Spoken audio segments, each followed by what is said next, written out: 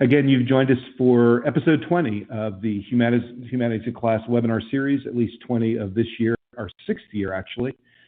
Tonight's session is titled The Chinese Must Go, Chinese Exclusion and Anti-Chinese Violence.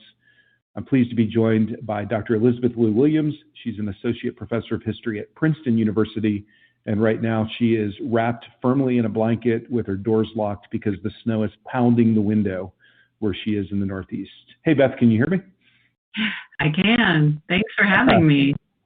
Thank you so much for joining. I know that, again, just like with our audience, you are finishing an unprecedented semester. You know, there have been stressors and variables that we never could have predicted.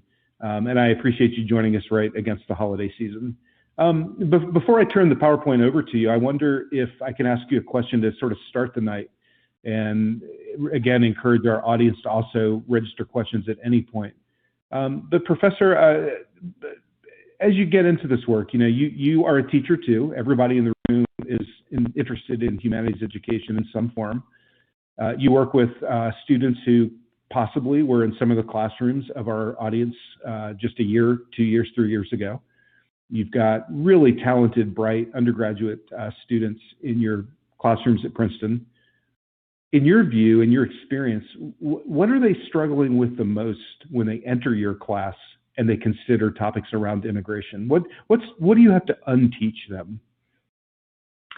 Well, I think, you know, one thing that's relevant is I teach Asian American history as a lecture course, and it's a really unique opportunity, I think.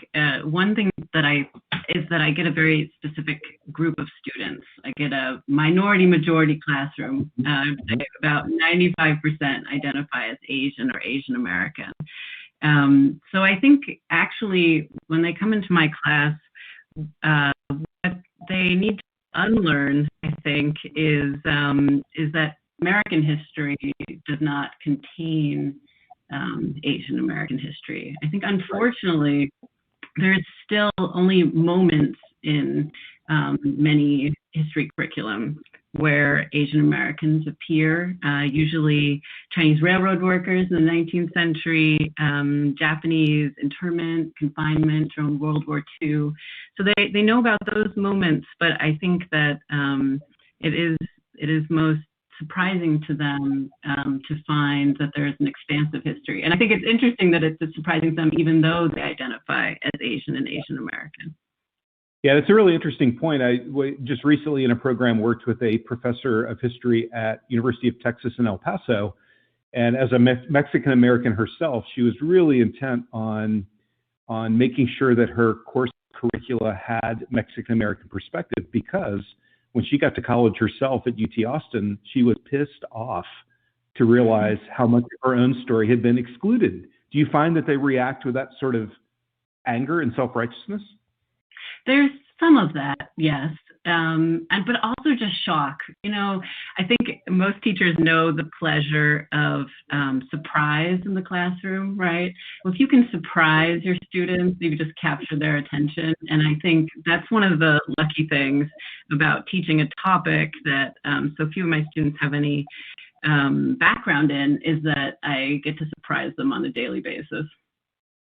Well, I suspect that it's true that many in our audience tonight, including Bonnie Belshi, who is a teacher in Cupertino, California, do teach classes that have a majority Asian American population. So what you're doing now is helping them infuse that earlier than maybe a lot of college students get it. So thank you for joining us. We're looking forward to your talk. Thank you. So I'll jump right in. I would like to thank Andy Mink and the National Humanities Center and all of you who are coming, so close to the holidays or in the holidays at the end of an exhausting semester. I'm going to jump right in. So tonight I want to hit a lot of topics. I've outlined 4 here. I want to talk about sort of the history of anti-Chinese violence, which is the subject of my first book. I want to talk a little bit about how we study violence ethically, how we teach violence ethically. That's a large topic that I'm only going to sort of introduce tonight. I'm going to talk about the impact of anti-Chinese violence at the time in which I study it, which is in the 19th century. And then I'm going to talk briefly about implications for today. So that's the idea, with sort of breaks between so we can try to answer some questions. That's the plan. So I'm going to be drawing from my book, The Chinese Must Go. And then here, as a historian, I care so much about the details. I talk a lot more about the details in the book. Today, I feel like I'm going to be flying through what is a very complicated history. But let's just do it. Okay, the history of anti-Chinese violence. So the Chinese encountered violence in the American West from the beginning of when they arrived. Chinese arrived first in the American West in significant numbers with the California Gold Rush, so in 1849. And they encountered violence in the gold mines, in the cities, in San Francisco. But what I study in this book is really an unprecedented moment in anti-Chinese violence. And it's a series of expulsions that happened over basically 18 months in 1885 and 1886, where more than 168 communities in the American West attempted to or did drive out their Chinese neighbors. And I was interested in this unprecedented outbreak in part because it was so unusual. And I've tried to map out here where these outbreaks happened. These dots don't represent individual incidents, they represent locations, because a lot of these locations had more than one incident as communities attempted to drive out the Chinese. And I'll put a map of where the Chinese were at this time in 1880, just so you get a sense of essentially these sites of expulsion align with where the Chinese were located in the late 19th century. So this violence, some of it was sort of racial violence in its most brazen and basic form, so physical force motivated by racial prejudice intended to cause bodily harm. And we have examples where vigilantes targeted Chinese people by planting bombs beneath their businesses or shooting through cloth tents or setting homes ablaze. But once the violence became a very real threat, then vigilantes found they could drive out the Chinese through more subtle forces like coercion or harassment or intimidation. So they did things like post deadlines for Chinese to leave town and then not speak to what the consequences would be if Chinese did not do so. They also did things like lock up leaders of the Chinese community and then expect the other members of the community to leave. They also called for boycotts and did so in places where boycotts had a very dramatic effect, like Truckee, California, where they attempted to cut off supplies in the middle of winter.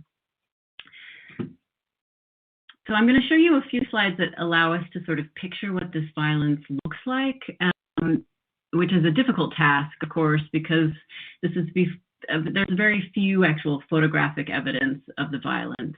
So this is first is an illustration. It's of the Rock Springs massacre. It was published in Harper's Weekly, and this is one of the most violent and lethal and best known. If you've heard of any of these anti-Chinese expulsions, this is the one that you're most likely to know about. In Rock Springs, in Wyoming Territory, there were at least 28 Chinese that were killed in this expulsion, and 15 were wounded, and then hundreds were sort of driven out of the town and up into the hills beyond. We do have some images, some photographs. I'm going to show you one of those. And this is from the Chinatown fire in San Jose, California. It occurred in 1887, and this is old Chinatown in San Jose. There were later Chinatowns as well. So what we see in the background is Chinatown ablaze, and what we see in the foreground is sort of just the spectators watching this unfold. I am next going to show you a picture, sort of a before picture of Tacoma, Washington Territory, which I'm going to talk about a little bit more later. And the readings that I distributed, many of them come from Washington Territory and some of them from Tacoma. So here, the image shows what some of the Chinese houses looked like in Tacoma before the Chinese were expelled from that city. The caption, if you can read it, it says, Hatch Mill, says the few Chinese shacks in the foreground were burned in 1885. In Tacoma, the Chinese were driven out on November 3rd, 1885. They had actually been warned about a month in advance. Vigilantes went door to door and told them that they must leave town by November 1st, and then didn't say exactly what would happen. The or else was implied. Most of the Chinese, we believe, did leave at that first warning, but about 300 remained after November 1st. And so a few days after that, on November 3rd, white vigilantes amassed and then went door to door, rounding up the Chinese and drove them out of town. And they actually marched them about 8 miles to a railroad depot and then put them on trains to Portland. So we have images sort of before and after. So here's the Chinese houses in Tacoma. And next I'm going to show you, this is a photograph that was taken after the event of what's known as the Tacoma 27. So these are vigilantes. These are the men that orchestrated this expulsion. For me, this image is really interesting, in part because it was taken so formally, right? You can see in this image that the men who were involved in the expulsion thought that this was an upright, admirable activity that they were involved in, and one that they wanted to have commemorated, which is why they posed for this photo. The other thing that I learned from this image is sort of who is involved. We have here some of the leading men of the community and people that represent the government. So we have in this image the sheriff, the mayor, the probate judge, the fire marshal, the land agent for the railroad. I often get, when I show this image, and I see I'm in the chat, I'm getting the question I was expecting. I always get asked about the woman and child in the center. So the woman and child, as far as I can tell, it's the wife and child of the newspaperman in town, and apparently he was out of town not for the expulsion but for the image, for the photograph afterwards, and didn't want his place to be unmarked, so she stood in his stead. Finally, I do want to show you one violent image, and so most of these expulsions were not actually lethal. There were at least 85 Chinese men who were killed in 1885 and 1886 in these many, many expulsions. But most of the victims of these expulsions were actually, their experience of it was very much a driving out, being ripped from their homes, not death. But there are exceptions. And for that reason, I'm going to show you one violent image, and it's a grotesque image, it's an upsetting image, and so I'm warning you in advance that I'm doing this, and I'm going to tell you why, because I think that's really important when we show images that are violent. I think that as a community, we don't really have a cultural memory of anti-Chinese violence. We don't remember this. We don't have a conception of what violence against Chinese people looked like in our history, the way we might for other kinds of violence. Since I'm showing you an image of lynching, Black lynching comes to mind. And I think that images of the lynching of Black people is so ubiquitous, unfortunately, in our culture, that showing images of it can sometimes be just gratuitous and unnecessary. But I think that this is different because we don't know what this violence looks like, and we need to remember it. And an image like this captures its severity. So I'm going to show it now. So this is the hanging of Hong Di, who was killed in Colusa, California. He's hung from a railroad turnstile. And I think that one thing that strikes me about this image, and I've spent a lot of time looking at it, is not just sort of the cruelty and how upsetting this is, but also I think it captures his humanity. You know, this is a young man. He was 17 years old. He's wearing jeans. He looks not that distant from us. And I think that that is important as well, as we're trying to build sort of empathy, you know, across time and space and other kinds of divisions like race. You know, this is very much a person. Another thing that strikes me about this is also a commemorative photograph. It was not meant to be private. It is, in fact, a postcard. It's an artifact that would have been sold. We can see the photographer advertising his name at the bottom of it. It gives you a sense of the power that an image like this could have at the time that it would be traded in that way. So I think that, you know, we have an understanding that violence is very key to sort of the making of the United States. But I think that usually we're not thinking about Chinese in the American West when we're thinking about that violence, right? We're just thinking about how racial prejudice fueled colonization, enslavement, segregation. There's almost too many things to choose from. And I think anti-Chinese violence is usually left out of that narrative. And I think that there are some reasons for this, some of them better than others. You know, one of the omissions is simply about numbers. There were so many fewer Chinese in the 19th century America than other groups. And there were fewer still that lost their lives to this violence. You know, the casualty counts do not compare in any way, if we're just talking about numbers, to the violence against indigenous people or African Americans during this time period.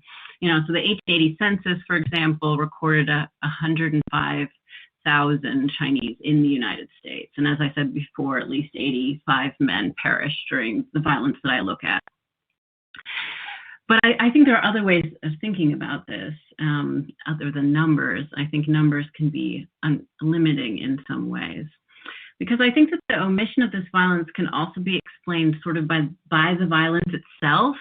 You know, that the Chinese came to the U.S. West in the 1850s, but while other newcomers coming to the same gold rush or coming to America and other places sort of claimed a place in America and in American history, I think that the violence itself is one of the ways that we can understand why Chinese were sort of pushed to the outer recesses of the nation and the national memory. So in Tacoma, there were no Chinese after 1885. And thanks to arsonists, so they had burned, right? There were not even any physical remnants of what once had been.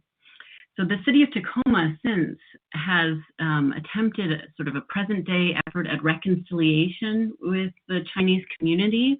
But if anyone knows Tacoma, there's still not a sizable Asian American population or a Chinatown there. One of the few ports cities on the West Coast that doesn't have a Chinatown of some sort. And then as part of this reconciliation in Tacoma, they spent over a decade searching for the descendants of the Tacoma Chinese, but they have yet to find any.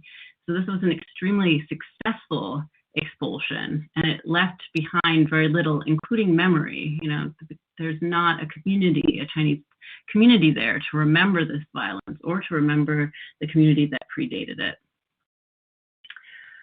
So how do we explain sort of this violence and just the, you know, the racial beliefs or the fears that lay behind it? Why would so many people be involved in these campaigns?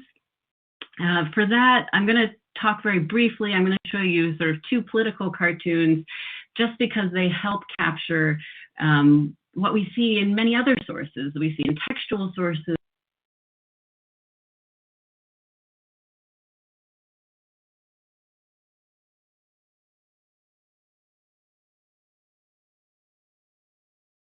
Hey there, Beth. Are you still with us?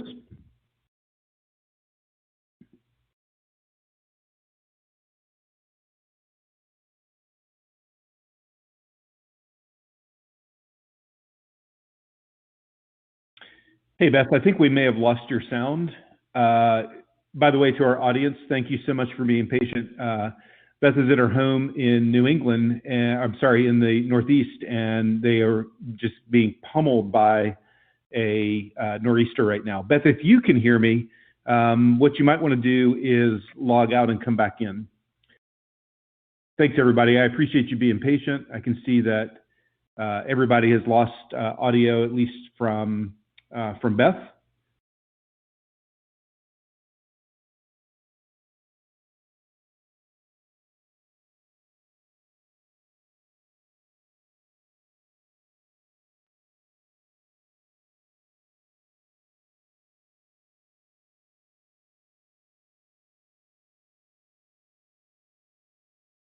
Hey, Beth, I have a feeling that we lost your internet. And really, the nice thing for our audience is that she's getting ready to explain the image that I had as the opening slide. So, no, Brittany, you can just hang out. Just wait for a moment until Beth can rejoin.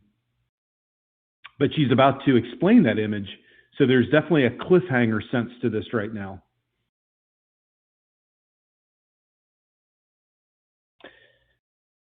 Yeah, it says every teacher in America dealing with the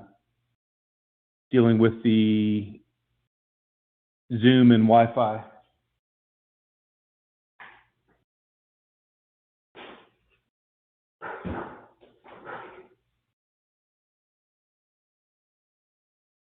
I see that Beth has actually dropped out of the session, so be patient with me. Hopefully she's going to be able to log back in. I'm going to text her, so again, if you can just hang out for a moment, maybe chat amongst yourselves.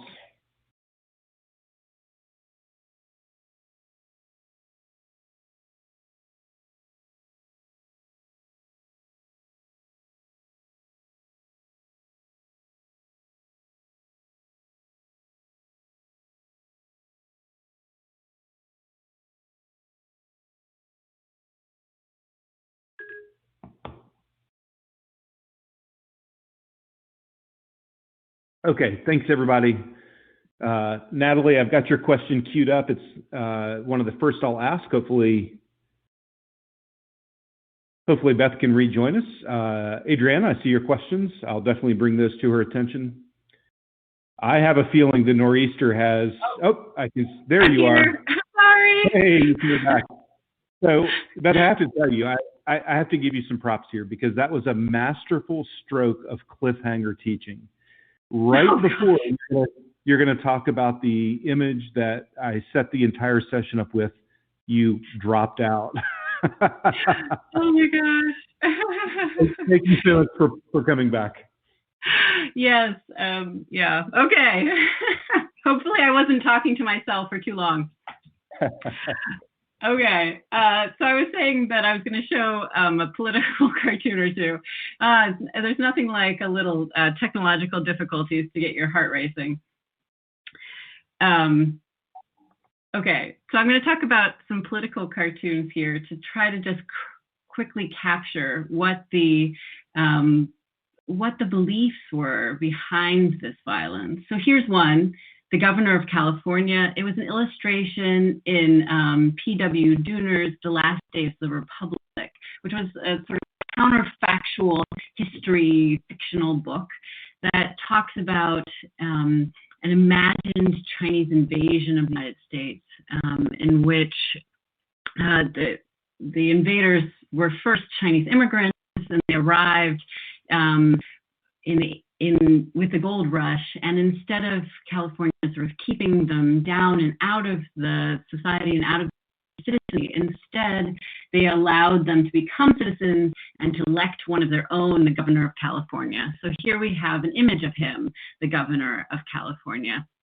One of the things that it strikes me about this is it's an image of the Chinese as inassimilable, right? So we have a Chinese man who is supposedly a Californian, and yet he's dressed up in all the trappings of Orientalism. And he is in a seat of power, but his attire is supposed to signal to us that he has not adopted any of the American values that we think should go along with that seat of power. And also striking in this image is behind him, if you can see, there's a marble corbel of a nude white woman that's holding up the fireplace there. And that, I think, is not at all accidental. There's a sense that not only is he a threat to California communities, society, government, but also to white women. And so when I talk about what caused this violence, people often say to me, well, wasn't the American West violent? And I say, yes, the American West was violent. And people say, well, what isn't, racism that occurred during the time white supremacy violent? And the answer is, yes, it was violent. But I think that the specifics matter here. And so what we see in an image like this is a specific conception of the Chinese threat, that he is sort of heathen and inferior, but also has the capacity to invade the United States. That this invasion is dangerous in part because he's inassimilable, that he will not change even as he remains in the United States. Okay, now I'm going to get to the image that you set us up with, Andy. Here is a political cartoon it's titled "Why They Can Live on 40 Cents a Day and They Can't." It's from 1878. Now this is essentially, I like this image because it helps me capture the ways in which sort of the historical actors at the time, the 19th century white working men who argued against Chinese, they made arguments that to them sounded very economic. They were saying, well, the Chinese pose a labor threat. They are competition with us. They're driving down wages. But if we look back at this, we can see that this is not just an economic argument they were making. This economic argument was deeply tied to racial assumptions. So what we see here is that this message to employers, this image, is telling the employer, well, if you're underpaying, if you're paying a cheap Chinese man to do the job of a white man, you should understand that he is cheap because of his ways of living. So we have the Chinese here in these crowded quarters, in an unseemly positions. If you could see it larger, you could see opium pipes and other sense of decadence. We also have some sense of queerness. It's something that is not heteronormative here, all these men sleeping on top of each other. And then the Chinese in the foreground are sitting eating rats, and maybe based on their position are starting to become rats. There's a sense that the Chinese do not have sort of normal homes, the homes that Americans would hope all Americans have. And that's what the contrast is supposed to be on the right. We have a white man, the breadwinner, coming home to his wife and children. And what differentiates them is patriarchy, is heterosexuality, but it's also about consumption. You know, that the Chinese are not consuming any American products. Instead, they are consuming rats, and he has a wife and children to feed, and what's seen as a healthy home. So contained within these two images, I think, at least it gives you some sense of the arguments that were being made against the Chinese at the time. Yes, they're economic, but they're deeply related to racial arguments about sort of how the Chinese live and how that affects the economics of the situation. They're deeply linked to citizenship, ideas of who could become a citizen and who could not. And I'm not going to go into it here, but these sort of racial arguments were accentuated by the fact that the first federal laws to reduce Chinese immigration were not working very well in the early 1880s, right before this violence occurred. So I think at this point, I'll stop for a second and see if you've accumulated some questions, Andy. Absolutely, we do have some questions, and I'm going to go back just one slide to say, I'm almost positive, and I was actually spending a little time trying to find it, but I'm almost positive that I saw a meme circulating about a year and a half ago, right around the big issue with, actually it would have been 2 years ago before the midterms, when there's a lot of, all the political propaganda around the caravans and the wall. And I'm almost positive I saw that exact same image reproduced as a meme. So it's funny the way that propaganda can recycle in those ways. Oh, wow. Yeah, definitely. Yeah, I guess one thing I'll say before you tell me if there's questions is I saw in the chat a little bit before we started, people trying to read this image, perhaps with not enough context. This is very much a political cartoon that's trying to make an argument, right? It's trying to make an argument against the employment of Chinese. It's not an accurate depiction of how they lived, but it is certainly an accurate depiction of sort of the racial stereotypes that were pervasive at the time. Yeah, that's a good point to make too. When you ask any of us ask young students to look at an image and decipher it, that this is not a facsimile. It's not showing the reality as much as making the propaganda argument. We do have a couple of questions, and I would encourage all of you in the audience to add additional questions to the Ask Professor Lou Williams tab.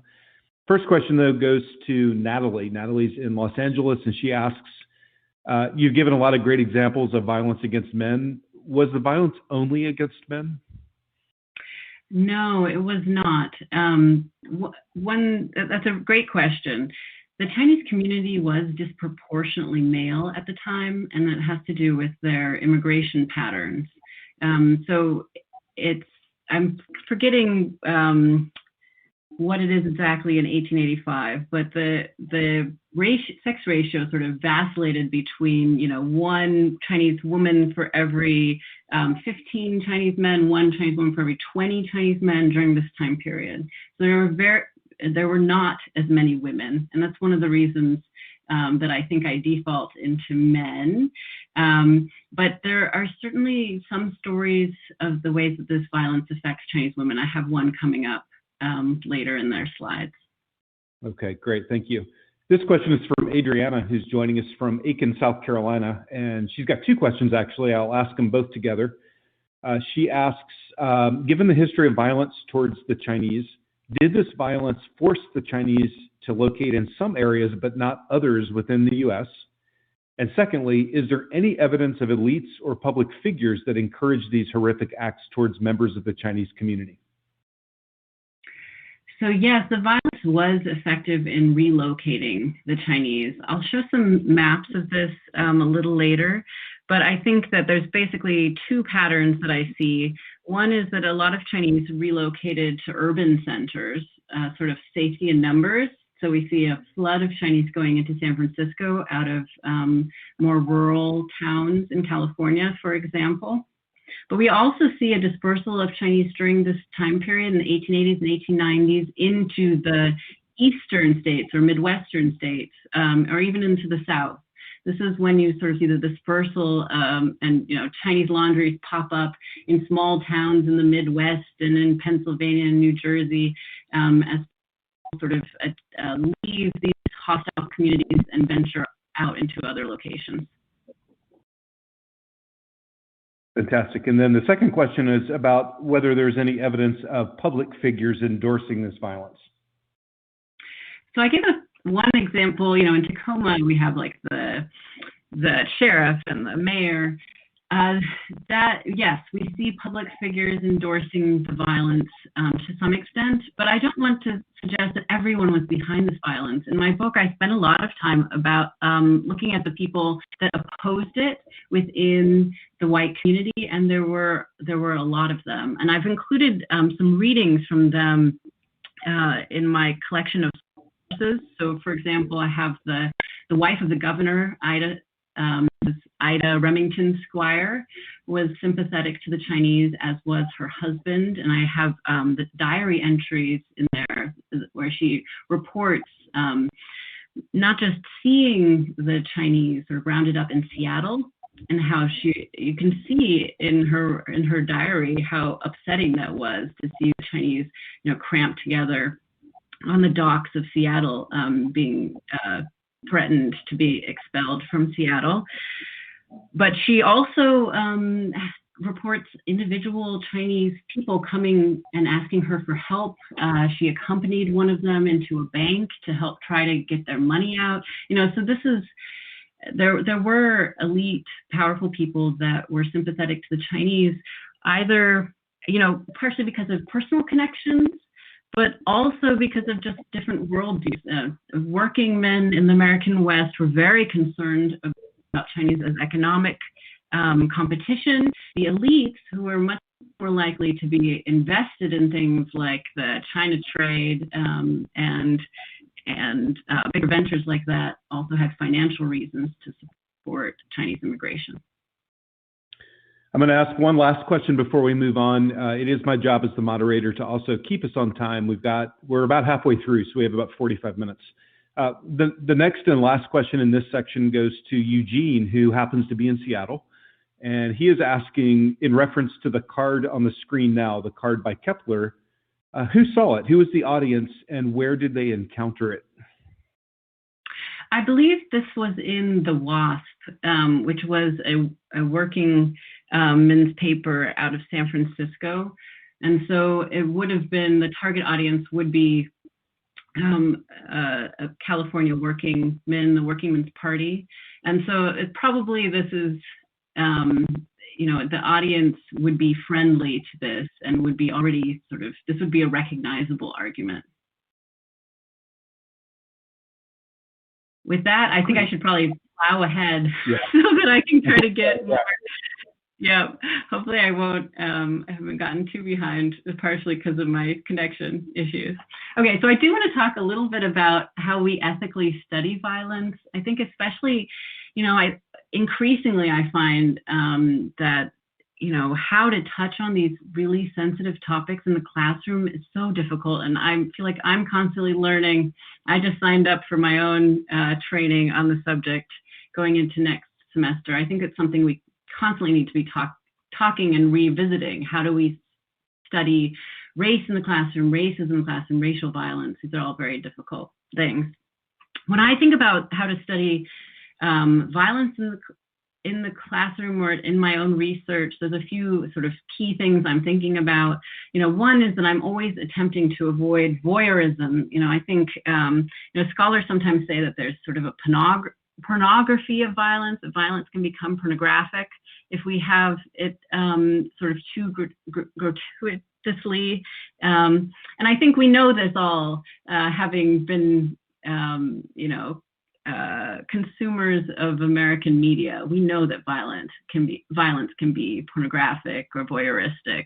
If we're studying it, however, it needs to not just be included because it adds a dramatic flourish or because it's entertaining. It has to be there for a reason. So this is sort of the way I think about it, is that we need to be very clear about the purpose of study, why it is that we're bringing up violence, not just for a flashy anecdote, but because of some analytical or political purpose.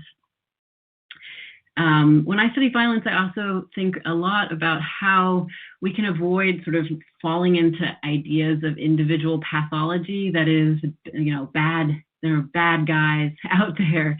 And we can think more systemically about what created the conditions, what created the worldviews that went into sort of this violence, that it's not all about individual morals, it is more largely about the values of a community. I also try to be very careful about making assumptions about the divide between force and violence. So we often use the word force when we're talking about the government, about the state, about police or the military. We talk about they use force, and when people do the same acts but do not have the government behind them, we call it violence. And I think that, if we look back in history, we can see how this distinction between force and violence is a really tricky one, and perhaps not a productive one. I use violence, the term violence, when I'm talking about state agents or if I'm talking about community members, in part because, people can be both community members and state agents. And I'm afraid about, giving a sense that some sorts of violence are necessarily moral because they are endorsed by the government. I think especially when we look back at moments like this where the government was involved in expulsion, at least as far as a sheriff or a mayor being involved. Now we can see the difficulty in this. I also try to always consider multiple perspectives on the meaning of violence. I think we have that old adage that, winners write history. I think this is especially true when it comes to violence. So I think that violence is given meaning not just by the perpetrators, but also by its victims. And so I'm always trying to understand how the quote unquote victims of the violence also understood these acts. And the last one is what I'm going to sort of show you from some of the sources that I distributed, which is when you see oppression, look for resistance. And I think this is really important in our classrooms when we're talking about any kind of oppression, but certainly violence. I think it's important so as to not sort of erase the full humanity of the people that were victimized, to not just sort of make them entirely into victims and not into historical agents, that we always need to be looking for the resistance. So quickly, I'm going to go through I pulled some quotes out of the sources that I gave you because, I think that primary sources can be such an effective teaching tool. And so what I did was I wrote up I typed up transcripts of some of the archival sources that I look at in order to give you primary sources that would allow you to see how individuals reported this violence at the time. So this is from an affidavit from a Chinese merchant in Tacoma. He was testifying afterwards in a trial for redress, and he describes the violence in Tacoma. He says the wind was blowing a gale, it was raining hard, some of the Chinese lost their trunks, some their blankets, many were crying. A great number of white men, some of whom were on horseback, had pistols and clubs, and thus armed, they drove the Chinese from their quarters and marched them out of town. He talks about the forced march, what this exposure did, that 2 men died along the way. This was translated at the time, so we have only the English version. You'll notice the language suggests that there is an intermediary here. When he finishes, he says the Chinese people were driven out like a herd of cattle. So this, I think, very much plays into our image of, victimhood of violence, which was a very real thing. But if we continue to look at his affidavit, we can see other things as well. And I think that that's important. So for example, I'm just pulling out quotes from the longer affidavit. When he heard that the Chinese were being warned out of Tacoma a month before, he went around trying to find out what he should do. So he says in his affidavit, I went and asked General Sprague, Mr. Fife, a merchant, Mr. Anderson, a land agent of the Northern Pacific Railroad at Tacoma, what was best to do. So this quote it gives me a sense of this man in the community, that he had connections. He knew who all these men were. He was not sort of, so marginalized within Tacoma that he didn't have all of these connections and all of this knowledge. And you can see that he's spending the month before the expulsion trying to get counsel and perhaps to find allies. When the expulsion occurred in November 3rd in 1885, he went to the sheriff's office in the middle of the expulsion in order to ask for permission to remain in Tacoma. He was a wealthy merchant, and he was in fact granted 48 hours. He was given a little slip of paper that we still have from the sheriff saying he could have 48 hours to pack up his goods. This suggests to me that he had, clout within the Tacoma community. I'm not going to read this whole thing, but this clout did not last him all the way through the expulsion. Essentially, when everyone else was driven out in the midday, he went back to his business at night, and lo and behold, 30 to 40 white men came armed with pistols and told him to leave again. We see him describing a conversation in which he was trying to use the sheriff's extension of time, but he was denied it. And so he fled, but it's interesting, he fled to the nearby Indian agency, which again suggests to me an Indian agency would be run by the federal government. It again suggests to me that he has connections, that he understands different sources of power, that he understands that going to a federal agency would be different than going to the local sheriff. This is all seems like a very important and thoughtful way to react in the middle of, a mass roundup. And the final thing is that in his affidavit, he also tells that he also says that he has already reported all of this to the Chinese consul in San Francisco. And so we see here another source of potential power, another connection that he is using to resist the violence. He is reaching out to the Chinese government as well.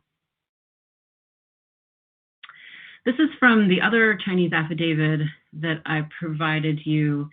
And since someone asked about Chinese women, I'll talk about it briefly. In the affidavits, these Chinese businessmen were declaring losses. And Lum Mei here declared among his losses his wife's sanity. So in the bold, he says, from the excitement, the fright, and the losses we sustained through the riot, she lost her reason and has ever since been hopelessly insane. She threatened to kill people with a hatchet or any other weapon she can get hold of. I read this not just for sort of victimization, but also for what the violence meant to the Chinese community. This woman, her name is not recorded. I don't even know her name. I only know her as Lum Mei's wife. And yet, whether or not she would be considered insane to us today, I feel like she captures some of the sentiment of the Chinese community, that she reacted not just through sort of a sense of loss, but also through anger and threatening the vigilantes, which is another form of resistance. Do we want to chat through these, or should I keep going at this point, Andy?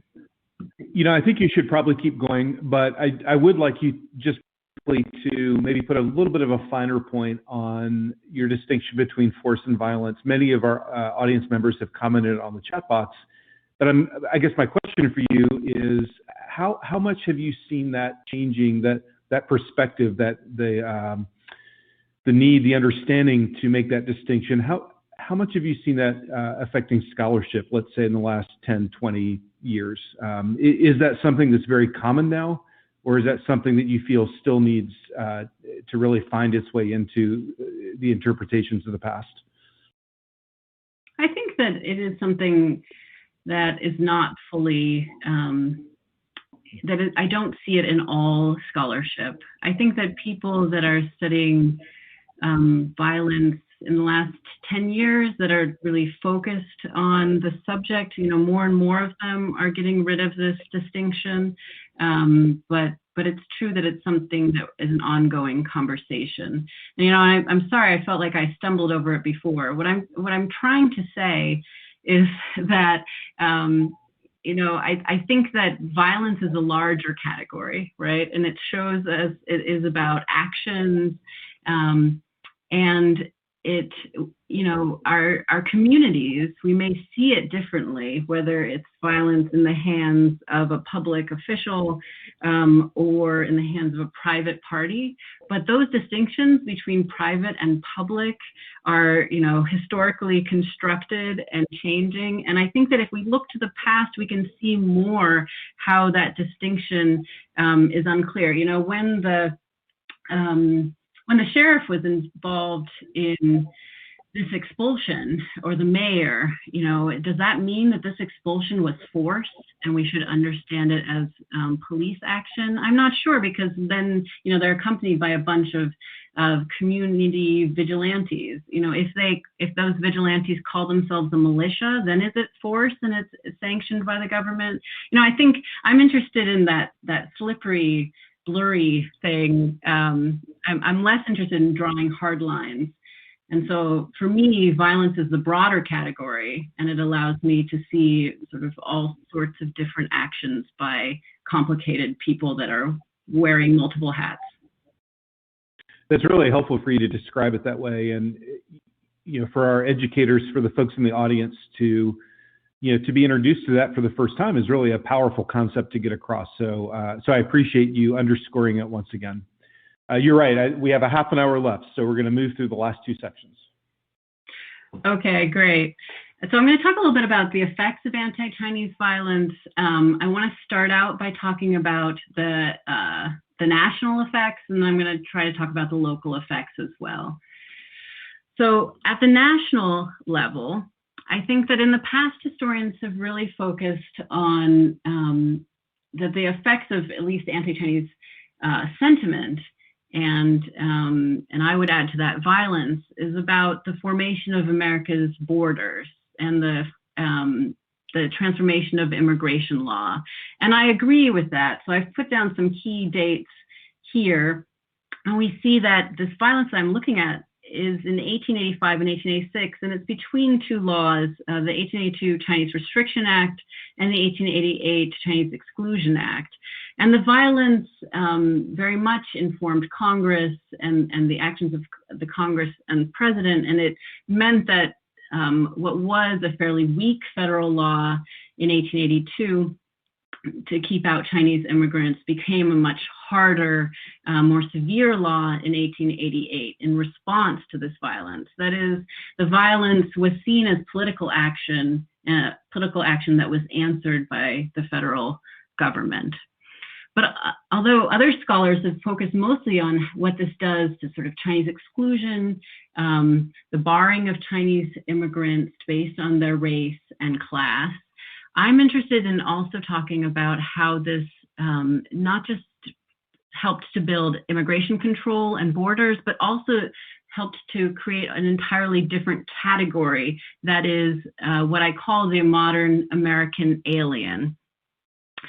So I'm going to go through this quickly. I hope that this will be clear. So historians talk about how citizenship has changed over time, and it's really only with the 14th Amendment that we have an idea of a modern American citizen. And so I would describe the modern American citizen that came out of the 14th Amendment in 1868, right after the Civil War. It did one very obvious thing. It extended citizenship to formerly enslaved people. But it did a lot more than that. It also imbued citizenship with new meaning, both for those freedmen, but also for all other American citizens. The 14th Amendment defined a singular form of national citizenship. It granted citizens certain rights and immunities, and then it pledged federal protection of those civil rights. And so it's that sort of right-bearing citizen that we recognize today. When they did that, they created lots of questions about who would fall outside of those ranks. What, if this was a new modern citizen, what would alienage mean? I use alien very carefully in the classroom, I should note. I do use the term alien as opposed to non-citizen, in part because in the 19th century, there are so many kinds of non-citizens, slaves, indigenous people, U.S. nationals. So there's many kinds of non-citizens. So I do use alien, but I talk about it as a legal category. And it's a legal category that was being constructed during this time. So here's some of the questions I think were still up for debate after the 14th Amendment about what alienage was going to look like, what was going to look like when you weren't a U.S. citizen. So who would be considered an alien and for how long? Which aliens would be allowed to enter the nation? What power did the government hold to exclude or expel unwanted aliens? What rights did aliens possess? Could unauthorized aliens claim those same rights? All of these things, these key questions, were not worked out in the 14th Amendment, which was about citizenship. And they would be worked out through Chinese immigration, both through federal immigration law, through arguments through violence and protest, and through Supreme Court decisions. And so what we see in the years after the 14th Amendment is this working out of what alienage would mean. And some of the conclusions, or that are still with us today, continue to shape how immigrants are regarded by our society and by our laws. So, for example, there's a Supreme Court case, Che-Tan-Ping v. U.S. in 1889, which upheld the Chinese Exclusion Act as constitutional, but it did so, in language that we can now read as very much steeped in the racial beliefs of the day. The court deemed that, quote, hordes of Chinese migrants were an urgent matter of national security. And then they asserted the right of any sovereign nation to, quote, protect against invasion and domestic violence. So in this case, the invasion was Chinese migration, and the domestic violence was this anti-Chinese vigilantism that I've been talking about. But this ruling, which still stands today, declared it was the power that the political branches had the power to exclude foreigners. And this power is known as the plenary power doctrine. And so the idea of the sort of absolute ability to exclude by the political branches was born at this moment in the middle of anti-Chinese violence and Chinese exclusion. In addition, we have many local effects of this violence. And so I'll show you quickly a little bit about this. So we have one of the ways that I look at local effects is I look at maps. Some of you may be familiar with Sanborn fire insurance maps. They're a wonderful source for all sorts of things. So the Sanborn Fire Insurance Company went around surveying towns and cities all across America to insure them against fire. But for my purposes, they're interesting because they noted every building that was Chinese occupied. They don't do this for any other ethnic group, as far as I can tell. But I could not find any sources that explain exactly why they mark Chinese occupied buildings, but I believe that it is related to a racially based belief that Chinese occupancy would increase the likelihood of fire. But these maps, for me, allow me to look at the way in which local communities were transformed for violence. So only in some locations did the map maker come through right before and right after expulsion. But for example, in Eureka, California, we have here on the Sanborn Fire Insurance map, Chinatown. And if you can see it large enough, you can see that across the buildings, it just simply says vacant. So this is right after an expulsion from Eureka, California in 1886. And so we can see that Chinatown is simply sort of wiped off the map, although still labeled, interestingly, afterwards. Here I've made my own map, but based on Sanborn Fire Insurance maps that allow me to see that the Riverside, in Riverside, California, the Riverside Chinatown was relocated in the midst of this violence. So the Chinatown in Riverside used to be in the center of town, what's called the Central Square Mile of Riverside, and then was relocated in sort of these outskirts and the sort of swampy flats outside of Riverside at the time. In other locations, Chinatown was not entirely wiped out. So we have Seattle, Washington Territory. On one side, on the left, we have 1884. On the right, we have 1888. It's a little difficult to see, but we have the reduction in the number of Chinese occupied buildings and sort of I would say, a tighter circle in which they are located. So they're more tightly packed together. There's other ways that we can look at the change in sort of the built environment where people are living.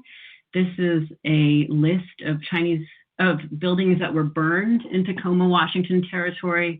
The actual source is two-sided, and it lists all of these Chinese stores, laundries, shops, and businesses that were burned after the expulsion there. When we see a source like this, what's listed is the property and businesses of the Chinese elite. But because the Chinese elite were often the labor contractors for the working classes, stores often acted like a bank. So they would hold the wages of laborers. What we're seeing here is destruction of property for both the elite and the working class. And last, this is from a notebook of a Chinese merchant in Seattle, and he simply lists on the side of one page all of the Chinese camps lost during the violence. And I believe these are work camps out in the rural areas of Washington Territory. Professor, if I can ask a quick question before you move on. It's so helpful. It's incredibly helpful that you've curated these resources, that teachers, the educators in the room have access to them now. And you have done a great job of citing them. But tell us a little bit more about your process of finding them. Did you do the research? Did you do the archival work to find these? How do you find the resources that match the narrative that you're sharing tonight? Yes, I go, in normal times, I'm so sad that archives are closed right now and that my West Coast archives are so far away. In normal times, I love time in the archives. So some of these sources, come from, they come from all over the place, from the Washington State Archives, Washington Historical Society, the University of Washington, all of those up in Washington, the National Archives. And then for my next book project, where I'm looking at local legal records, I've actually gone to, I think it's 16, 18 tiny historical societies in different counties in California, just driving around. Often these are just little 1 or 2 room portable buildings that have these 19th century records still. So a lot of it is still in archival form. I would say that, increasingly we're seeing much more digitization of records. And the University of Washington is doing a great job at this. The Washington State Archives is also doing a great job. I go on to the Online Archives of California, which is a database that has a lot of digitized collections. There are, it takes some time even in the digital archive to find things, but there are more and more things that are accessible.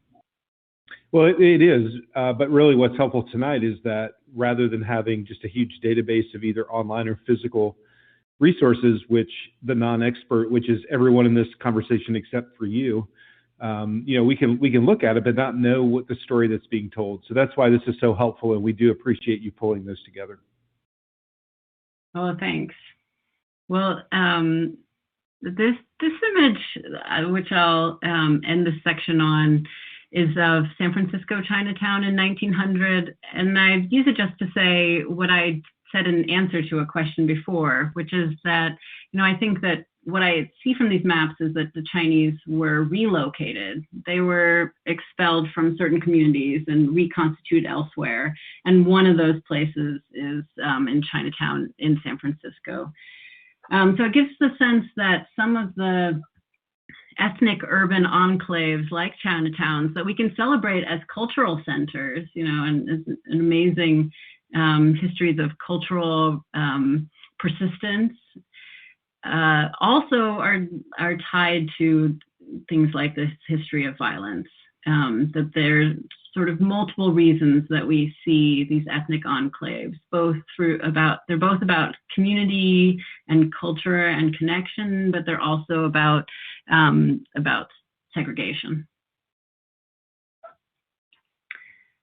Should I answer questions now, or should I talk about today and then we'll just finish up?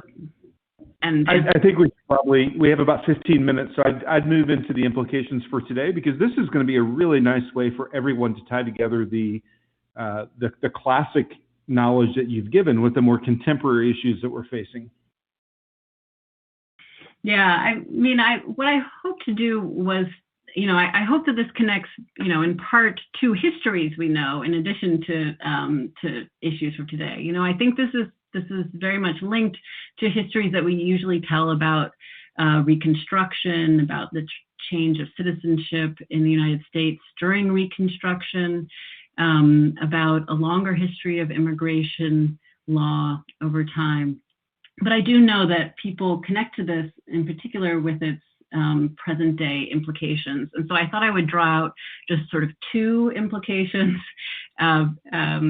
for today. So the first one, I thought I would talk about immigration law today. So the laws against Chinese immigrating to the United States were in effect for over 60 years.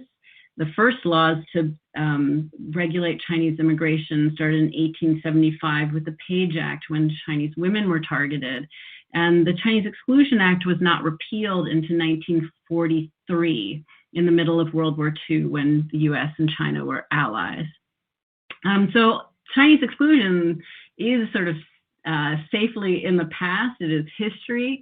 But what I talk to my students about is that we are still living with sort of the legacy of Chinese exclusion, in part through our current immigration court system. So we're still living with sort of those legal disadvantages of alienage that were formed through Supreme Court cases in the 19th century. It is sort of the definition of plenary power back to Che Jianping that to this day allows the government to exclude and expel aliens based on nationality and class routinely, and potentially to bar them based on religion and race as well. So, and although non-citizens can claim some civil rights under their status as persons, in matters of immigration, plenary power means that there's an entirely separate system of immigration courts, and in those courts, the constitutional guarantees of due process are not guaranteed. So that's why we see, 4-year-olds in court without legal representation. It's why we see mass trials of adults, and it's why we see deportations without any trials at all. It's because due process was separated out from the immigration system. Immigration courts are actually just administrative courts, and immigrants do not have the same rights. And I think that it's important to realize that this was a decision. It was a decision made back in the 19th century under specific premises about immigrants as invaders and immigrants as threatening the core of what America could be. Racially informed understandings of immigrants as threats. And I worry today still about what these legal disadvantages for aliens mean, that they don't have the same right within our legal system. I think the other thing that I would draw a parallel to is that, Chinese as the first group to be excluded from the United States, were also the first undocumented immigrants in the United States. So you can't be undocumented without a law banning you. And so therefore, once there was a law, there were undocumented immigrants. I like this poem a lot. It's an anonymous Cantonese rhyme. I'm giving it to you in translation from 1911. And I like it in part because it is just so striking how similar it sounds to today. So the poem goes, it says, I roam America undocumented. White men blackmail me with many demands. I say one thing and they another. I want to complain of injustice, but my tongue stutters. At a loss for words, I rack my brain for a solution to no avail. Thrown into a prison cage, I cannot fly away. Don't you think this is cruel? Don't you think this is cruel? So I think that a source like this gives us a sense that undocumented immigrants are not newcomers, or like the category, this sort of having these people within our communities is not something that we can date back just to the 21st century. It's not even something we can date back to the last 50 years. It's not something that's only been a history of Mexican immigrants or Central American immigrants. That we've had a long history in this country of people not recognized and not allowed to become citizens within our country. And so I think that seeing this longer history allows us to talk about the effects of this long-term effects of this undocumented status on a community. The last thing, I feel like I have to talk about is what's changed with the pandemic. I'm sure that you have all read about the increase in anti-Asian prejudice and hate crimes in the wake of the pandemic. This organization, Stop AAPI Hate, has been recording the hate crime incidents across the United States, and the most recent figures I could find, which are only cover March to August this year, said that 2,583 incidents have been reported.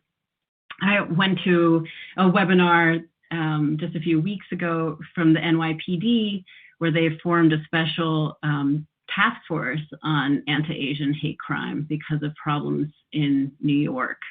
So this is, obviously a very disturbing thing that has been fueled in part by our political leaders who have been who have scapegoated China in particular, but also use very racially motivated language, saying things like the Chinese virus or Kung flu. But I think that it's not just, we can't blame it all on today's prejudice. We have to, I think that this anti-Chinese prejudice, these hate crimes are related to this much longer history of anti-Asian prejudice in the United States, and that it would not have been possible for them to come, to flash into fruition so quickly in this past year if it wasn't for this longer history and longer fears. There's been a long history of, fearing the Chinese as outsiders. And I think that even that first image that you showed at the very beginning gets a sense of an idea that Chinese were understood as unhygienic. There's been concern about Chinese dietary habits since the 19th century. The long history of seeing the Chinese as diseased has been linked to leprosy or the plague. And immigration, in fact, was often seen as a form of disease control. I also link it to this longer history of seeing the Chinese as outside of America, as non-citizens, as being in some ways forever foreign. I think that sense that Asian Americans are still not seen as, fully within the American mainstream makes it easier to scapegoat them at this time. So I think with that, I would love to take a few questions if we still have time, Andy. We absolutely do. And I'm going to start with a question and invite our whole audience everybody in the audience to type in questions to the Ask Professor Lou Williams tab. I noticed, Beth, in many of the maps that you showed, there was a strong representation of the story you told on the West Coast, right? It's a West Coast story, at least to some degree. There's a lot of examples in California and Washington and up and down the coast. And I was reminded in some ways of being a native Virginian and someone from the Southeast, and the ways in which maps of African American oppression and discrimination can often be associated with the region. And so my question for you is talk to us a little bit how the story is not a geographic one, and that it does in fact have a narrative that schools, classrooms, teachers all over the country, in the same way that the African American experience does from the South, is relevant and can be connected to what we're doing on a daily basis. Yes, I think it is important to understand that it isn't just the West Coast. So it's true that the Chinese population in the 19th century was largely on the West Coast. And so when I'm talking about local incidents, it's very much, it is a West Coast story. That's where people were living. But, whenever I'm talking about federal immigration law or decisions by Congress, then it sort of opens it up and makes us think and understand that we can't understand this as just sort of local prejudice by uneducated, working class people out on, our image of the frontier West, right? Because the violence was translated into law. The violence was understood as political action, and it was answered by Congress. And so this gives us a sense, I think this would only be possible if people all the way back in Washington, D.C. held some of the same understandings and stereotypes, right? It was not, although the experience of interacting with Chinese people for Americans might have been located in the West Coast, imaginings of them and imaginings of China were prevalent throughout the East Coast as well.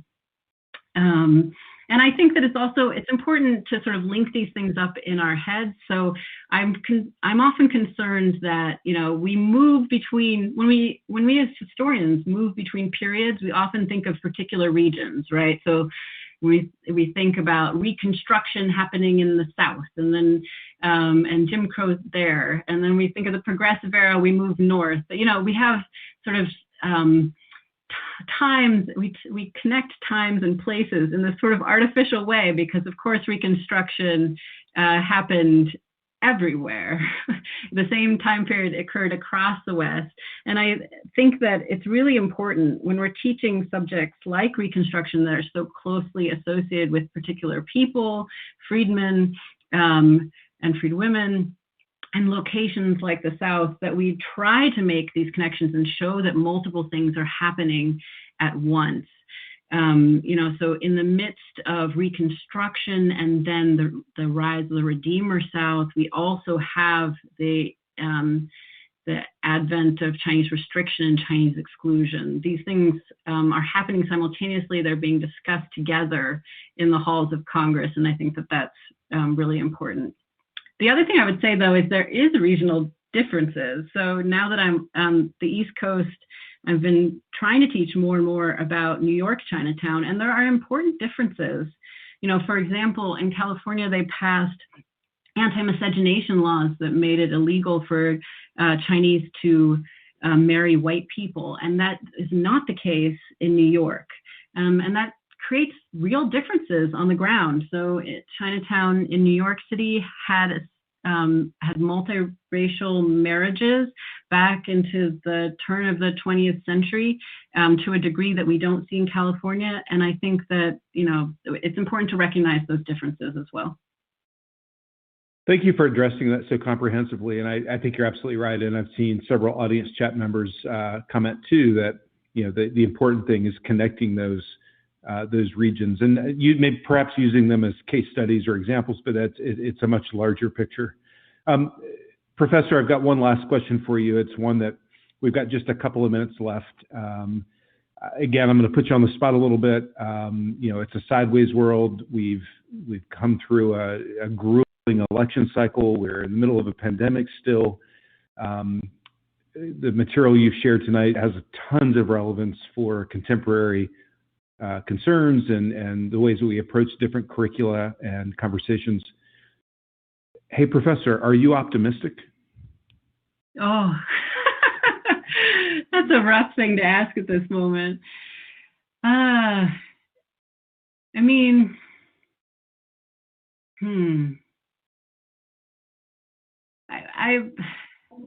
try to always be hopeful. One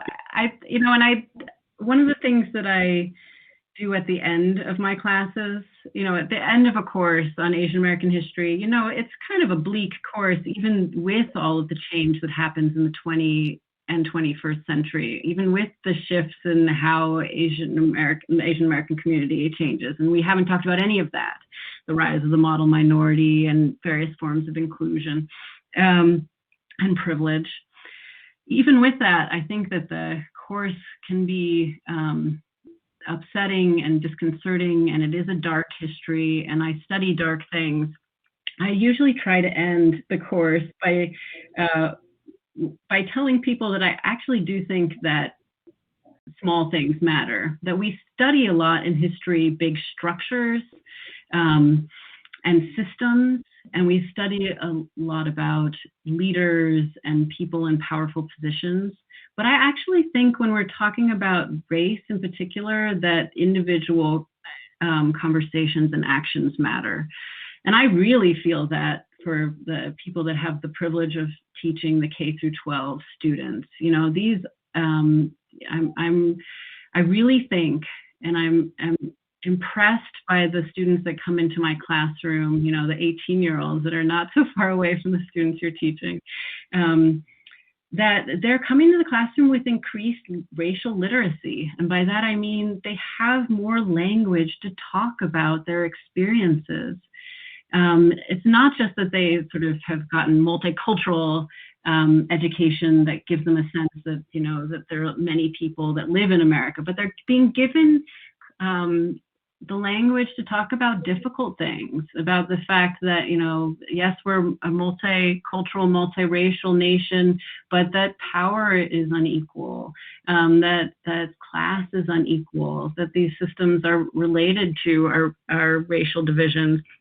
I think that anything that, any practice that we can give to them would be great, because I think that it matters when they go home and talk to their parents and when they talk to their peers. And I really do, that's one of my focus is on the resistance as well as on the oppressive systems. And I think that resistance is as simple as calling someone out who says a prejudiced thing, or questioning an assumption that you encounter. That's a lovely answer. Thank you. And I'm optimistic as well. I'm going to summarize that by saying, yes, you are optimistic. I try very hard. Dr. Elizabeth Blue Williams, thank you again for joining us tonight and sharing your insights.